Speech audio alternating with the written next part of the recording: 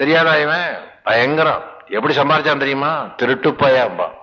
கெட்டு போனான்னு வச்சுக்க யசோதரா, தெரியல எனக்கு அன்னைக்கே தெரியும் இவன் விழுவான்னு எனக்கு தெரியும் என்பார் அவர்.